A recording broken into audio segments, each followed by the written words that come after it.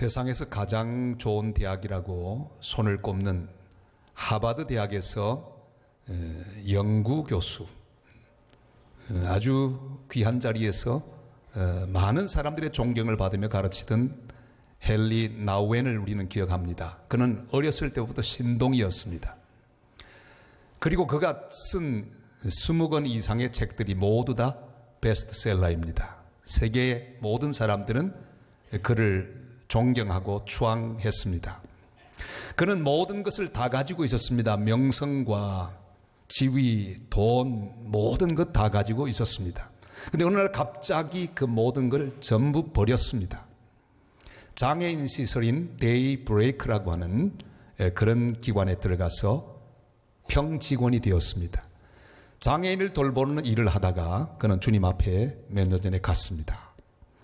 많은 사람들이 그를 향해 물었습니다. 왜 좋은 것 전부 버리고 엉뚱한 짓을 하느냐? 그는 대답합니다. 나는 그동안 성공과 인기라는 이름의 꼭대기를 향해서 올라가고 또 올라갔다. 그러나 한 장애인을 만난 후에 나는 내리막길을 통해서 예수 그리스도를 만날 수 있었다. 그렇게 대답했습니다. 그는 모든 것을 취하기 위하여 올라갔고 실제로 취했습니다. 그러나 하나님 앞에서 그는 비우는 삶, 버리는 삶을 살다가 행복하게 그의 인생을 마쳤습니다. 우리는 더 채우기를 원합니다. 지식도 채우고 돈도 더 채우고 권력도 더 채우고 배경도 끈도 더 채우고 쾌락도 더 채우기를 원합니다. 근데 사실은 이 채우는 것은 열심히 노력하면 채워질 수도 있습니다. 어렵지만 채우는 것이 그렇게 불가능한 것은 아닙니다. 그런데 더 어려운 것이 있습니다. 그게 바로 비우기입니다. 그리스도인이 된다고 하는 것은 더 많이 채우는 비결을 발견하는 것이 아닙니다. 어떻게 하면 잘 비울 수 있는가 하는 놀라운 비밀을 발견하는 것이 그리스도인이 된다고 하는 의미입니다. 우리가 오늘도 묵상하고 바라보는 갈보리 십자가는 바로 예수님이 우리를 위해서 어떻게 비우셨는가 하는 것을 보여주는 놀라운 현장입니다. 예수님이 우리에게 보여주신 십자가의 비우심은 어떻게 나타났습니까? 예수님은 그 자신을 하나님과 동등하다고 여기지 아니하셨습니다. 6절 이렇게 말씀하죠. 다 같이 읽습니다. 그는 근본 하나님의 본체시나 하나님과 동등됨을 취할 것으로 여기지 아니하시고 아멘. 예수님은 하나님의 아들입니다. 말하자면 하나님이십니다. 동일한 권세와 동일한 능력을 가지고 계신 하나님이십니다. 그러나 예수님은 그렇게 여기지 않았습니다.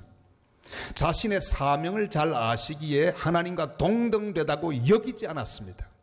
거기서부터 주님의 놀라운 구속의 역사가 시작되죠. 주님은 자신의 사명을 너무나 잘 알아 그 말씀들을 기억하고 계셨습니다. 요한복음 10장 14절 15절 말씀 다 같이 읽습니다. 나는 선한 목자라. 나는 내 양을 알고 양도 나를 아는 것이 아버지께서 나를 아시고 내가 아버지를 아는 것 같으니 나는 양을 위하여 목숨을 버리노라. 아멘.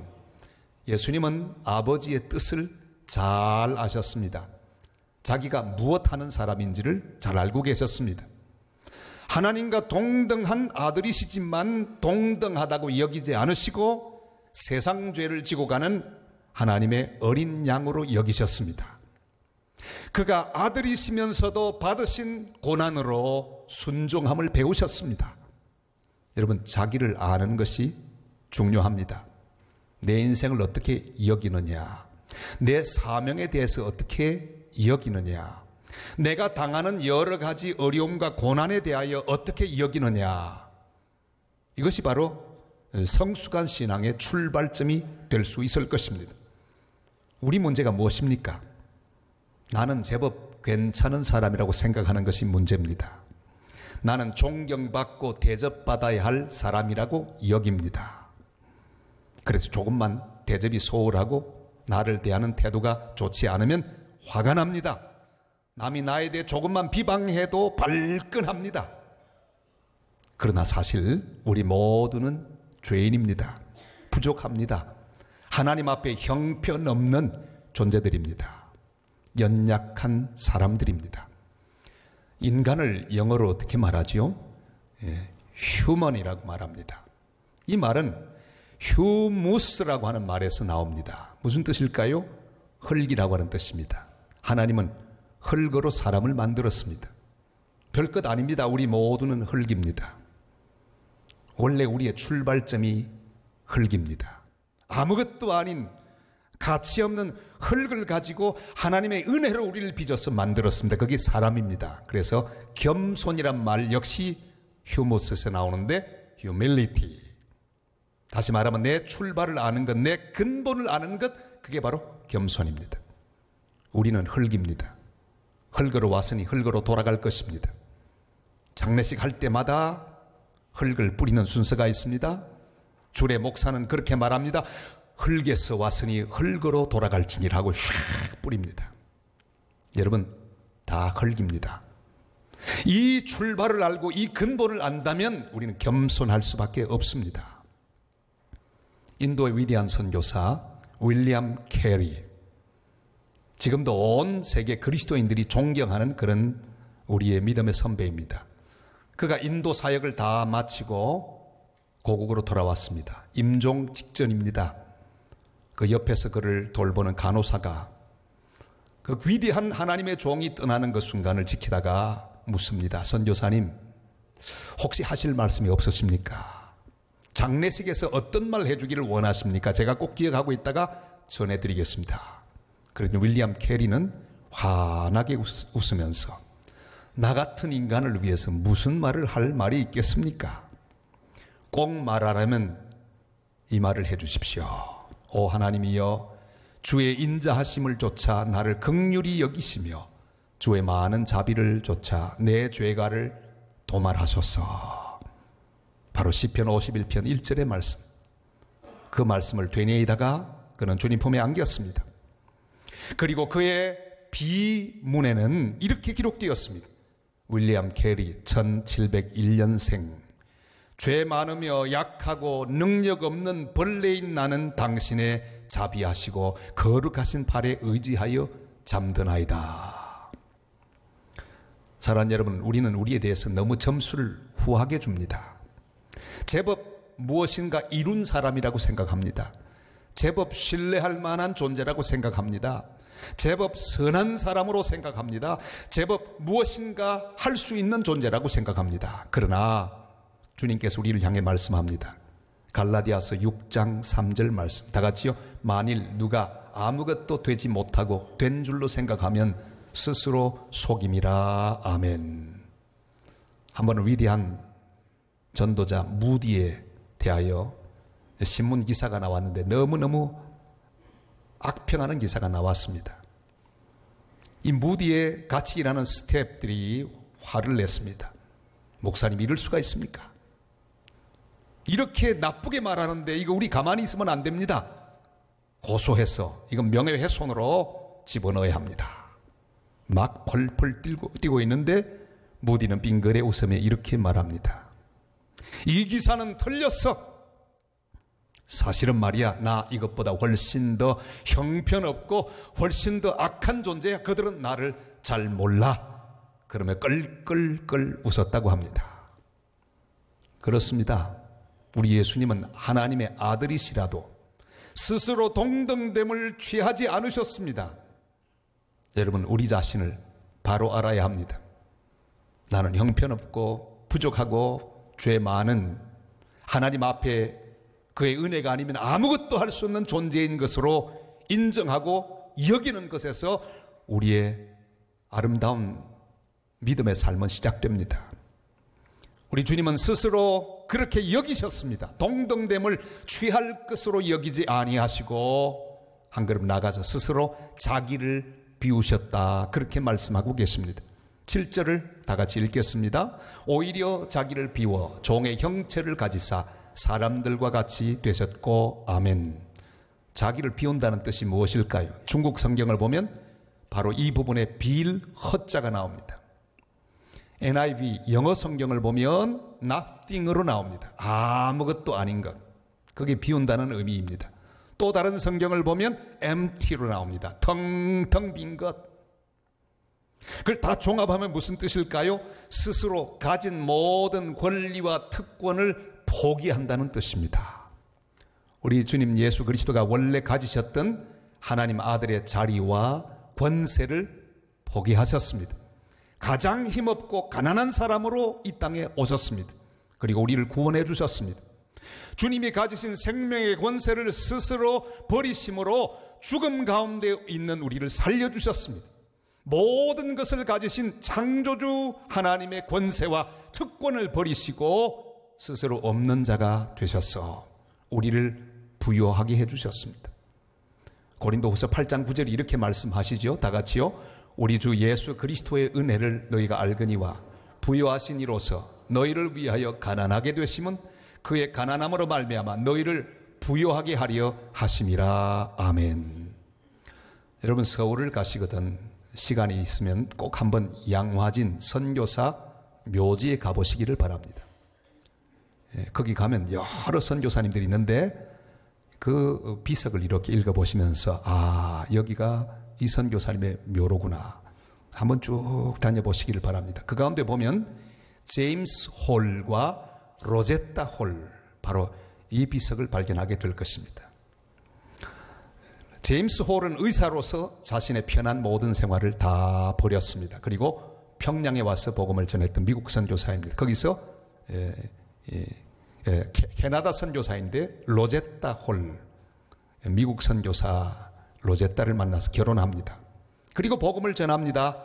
1894년 청일전쟁이 일어났습니다.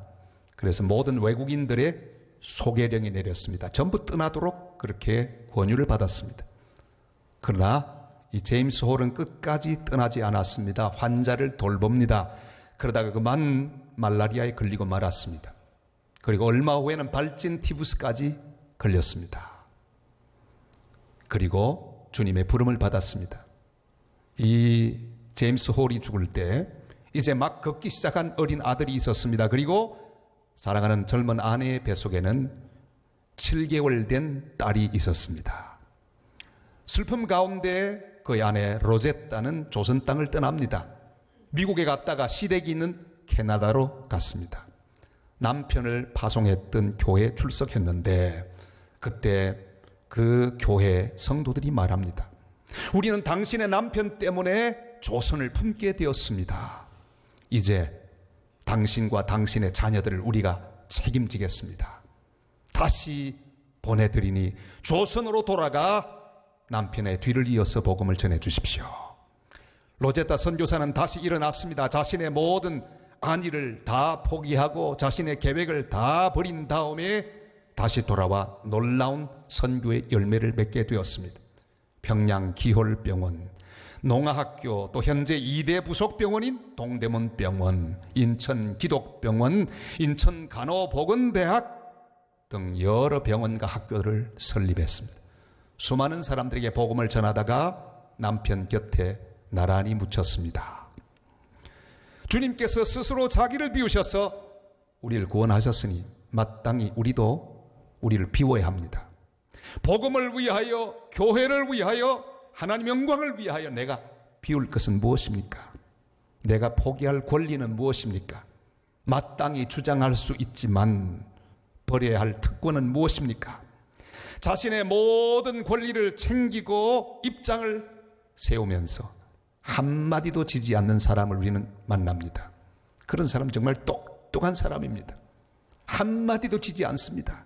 얼마나 그렇게 철저하게 자기 권리를 잘 찾는지요. 그러나 주님은 하나님의 영광을 위해 자기를 비울 사람을 찾고 계십니다. 자기 권리를 포기할 사람을 찾고 계십니다. 자신의 자존심마저 포기할 사람을 찾고 계십니다. 그래야 가정이 살고 교회가 살고 나라가 살 것이기 때문입니다. 이제 5월 9일이 다가옵니다. 저도 걱정입니다. 이 대선에는 꼭 한 사람을 택해야 되는데 누구를 택할지 오늘 제가 가르쳐 드리겠습니다.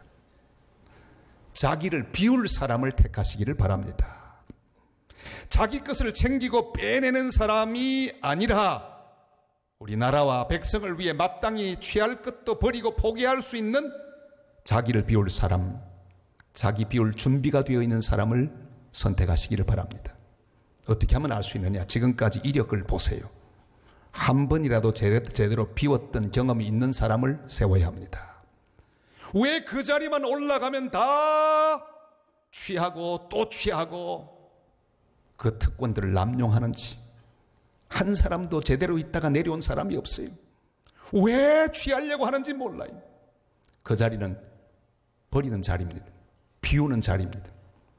우리는 그런 사람을 택해야 합니다. 우리 대한민국과 백성들을 위해서 기꺼이 자신의 특권을 포기할 수 있는 사람, 또 포기했던 경험이 있는 사람, 한 번이라도 버린 경험이 있어야 앞으로도 버릴 가능성이 있습니다. 말은 번들하게 잘하는데 비울 수 없다면 지도자가 될 수 없습니다. 사랑하는 여러분, 주님의 이름의 영광을 위하여, 교회를 위하여, 주님 나라의 복음을 위하여, 하나님 나라를 위하여 마치 내가 아무것도 아닌 것처럼 자신을 비울 수 있는 십자가의 비우심을 깨닫고 실천하는 복된 하나님의 사람들이 다 되시기를 주님의 이름으로 부탁을 드립니다. 이 자기 비움의 극치가 무엇입니까? 바로 그것이 십자가의 죽으심입니다. 8절 말씀을 다 같이 읽습니다. 사람의 모양으로 나타나사 자기를 낮추시고 죽기까지 복종하셨으니 곧 십자가의 죽으심이라. 아멘. 하나님은 예수님을 이 땅에 보내십니다. 예수님은 하늘 보좌를 버리시고 자기를 비워 사람이 되셨습니다. 그리고 낮아지기 시작하십니다. 점점 낮아지십니다. 여러분, 우리는 다 업그레이드를 하는 걸 좋아하는데 주님은 낮아지십니다. 업그레이드가 다운그레이드가 되셨습니다. 이건 보통 힘든 일이 아닙니다. 저는 갤럭시 노트 7을 쓰다가 그게 얼마나 좋았던지. 저는 주로 이 메모를 많이 합니다. 설교 착상도 쓰고 특별히 기사를 읽다가 듣다가 떠오르는 모든 생각들을 씁니다. 그것이 하나님 말씀 설교로 나오죠. 필기감이 얼마나 좋았는지. 그만 갤럭시 노트 7이 폭탄이 되지 않았습니까? 그런 바람에 그걸 바꿨습니다. 뭘로 바꿨을까요? 갤럭시 노트 5로 바꿨습니다. 한참 뒤로 물러갔습니다. 그걸 쓰기는 쓰는데 필기감이 얼마나 안 좋은지. 여러분, 올라가는 건 편하게 할 수 있습니다. 내려가는 거 얼마나 어려운지 몰라요. 그래서 부자가 가난하게 되면 그 모습이 얼마나 처량한지 몰라요. 가난한 사람이 부자 된 것은 꽤 보아줄만 한데 이게 세상에 힘듭니다. 하나님은 원래 모든 것 위에 뛰어나신 우리의 경배를 받으실 분입니다. 그런데 우리 주님 예수 그리스도는 사람이 되셨습니다. 다운그레이드가 되셨습니다. 사람 중에도 가장 가난하고 힘없는 식민지 국가인 이스라엘 나라 백성으로 오셨습니다. 그 중에 더 가난한 베들레헴 말구유에 오셨습니다. 변두리 나사렛 목수집 장남으로 자라셨습니다. 그리고 가장 천하고 버림받은 살인 강도가 지는 십자가를 지시고 골고다 언덕에서 피 흘리며 죽으셨습니다. 이것은 주님의 순종이었습니다.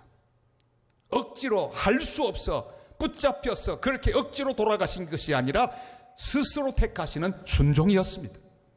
요한복음 10장 18절이 이렇게 말씀하시죠. 다 같이요. 이를 내게서 빼앗는 자가 있는 것이 아니라 내가 스스로 버리노라. 나는 버릴 권세도 있고 다시 얻을 권세도 있으니 이 계명은 내 아버지에게서 받았노라 하시니라. 아멘.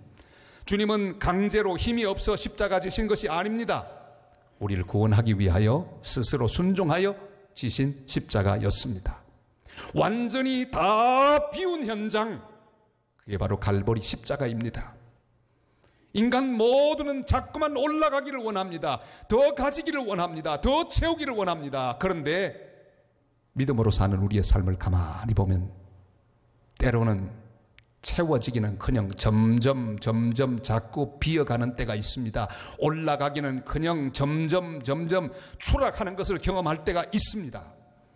여러분, 모세의 삶이 그랬습니다. 그는 40년 동안 애굽의 왕자로서 채워지고 또 채웠습니다. 모든 것이 충만하게 있었습니다. 그런데 그 다음 40년 광야로 하나님이 몰아가셔서 다 비우게 하셨습니다. 가진 것 모두가 없어졌습니다. 텅텅 비었습니다. 꿈도 의욕도 기쁨도 다 비었습니다. 그러나 그가 완전히 비워졌을 때 하나님은 그를 호렙산으로 부르셨습니다. 모세야, 모세야, 네가 서 있는 곳은 거룩한 땅이니 내 발에서 신을 벗어라. 다 비워진 다음에 주님은 채워주셨습니다. 또 다른 40년 동안 그는 순종하면서 주님 주신 사명의 십자가를 지고 출애굽의 역사를 이루었습니다. 사랑하는 성도 여러분, 혹시 지금 비고 있습니까? 걱정하지 마십시오. 주님은 채우기 위하여 비우십니다. 쓰러지셨습니까? 주님은 일으키기 위하여 우리를 넘어지게 하십니다. 능력을 더하시기 위하여 힘을 뺐습니다. 한 번은 어떤 성도가 너무 심한 고통을 당했습니다. 억울하기도 하고 괴롭기도 하고 피곤하기도 하고 힘들기도 하고 너무너무 절망적이어서 하나님 앞에 기도합니다. 하나님, 억울합니다. 힘듭니다. 고통스럽습니다. 쓰라립니다. 왜 저를 그냥 두고 보십니까? 그러면서 밤에 잠도 자지 않고 계속 기도했습니다. 한참 기도하는데 기도 중에 뭔가 보이더래요. 조그만 것이 보이는데 가만히 보니까 구더기 같은 것이 보이더래요. 꼬물꼬물하는 구더기. 아이고, 더러운 구더기. 이렇게 보고 있는데 이 구더기가 점점 클로즈업이 되더니 자기 눈앞으로 다가오더래요. 근데 가만히 보니까 거기 사람의 얼굴이 나타나는데 보니까 바로 십자가에 달리신 예수님의 모습. 주님이십니까? 바로 그 주님이 자기를 향해 이렇게 말씀하시더랍니다. 사랑하는 아들아, 네가 아팠으면 나보다 더 아팠냐? 네가 억울했으면 나보다 더 억울했냐? 네가 배반을 당했으면 나보다 더 배반당했냐? 네가 버림받았으면 나보다 더 버림받았더냐? 그 성도는 대답할 수가 없었습니다. 눈물 흘리며 대답합니다. 주님, 아닙니다. 그는 십자가의 주님을 바라보고 그 자리를 들고 믿음으로 일어나서 주님이 원하시는 삶을 힘있게 계속 살았다고 하는 귀한 간증을 들었습니다. 십자가는 비움의 현장입니다. 하나님께서 우리를 어떤 상황으로 몰고 가시든지 우리는 감사함으로 끝까지 십자가를 져야 합니다. 모두 다 비우신 예수님처럼 날마다 자기 십자가를 지고 주님만 바라보고 비워짐을 감사하며 비움을 기뻐하는 복된 성도들이 되시기를 바랍니다. 이렇게 끝까지 비움의 십자가를 순종으로 지고 가면 그 다음에 반드시 하나님은 채워주십니다. 모든 것으로 채우십니다. 9절로 11절 말씀 다 같이요. 이러므로 하나님이 그를 지극히 높여 모든 이름 위에 뛰어난 이름을 주사 하늘에 있는 자들과 땅에 있는 자들과 땅 아래에 있는 자들로 모든 무릎을 예수의 이름에 꿇게 하시고 모든 입으로 예수 그리스도를 주라 시인하여 하나님 아버지께 영광을 돌리게 하셨느니라. 아멘. 사랑하는 성도 여러분, 비워가는 인생을 두려워하지 마십시오. 빈 배를 두려워하지 마십시오. 빈 잔을 두려워하지 마십시오. 내 계획과 반대로 가는 상황을 두려워하지 마십시오. 내려가는 삶을 불평하지 마시기를 바랍니다. 주님과 함께 우리도 십자가를 지고 가야 합니다. 비움의 십자가의 비밀을 간직하고 살아가실 수 있기를 바랍니다. 나를 바로 여기십시다. 나는 죄인입니다. 아무것도 아닙니다. 지금 있는 이 모습으로도 충분한 존재입니다. 주님 앞에서 더욱 비워야 합니다. 욕심도 비우고 교만도 비우고 자랑도 비우십시다. 나를 위한 권리를 포기하십시다. 주님의 나라와 주님의 교회를 위하여, 주님의 선교를 위하여, 주님의 복음을 위하여 주님 주신 귀한 십자가를 지고 골고다로 올라가십시다. 그리하여 하나님이 채우시는 은혜와 평강과 위로와 복이 우리 가운데 충만한 복된 인생을 살아가는 성도들 다 되시기를 주님의 이름으로 축원합니다.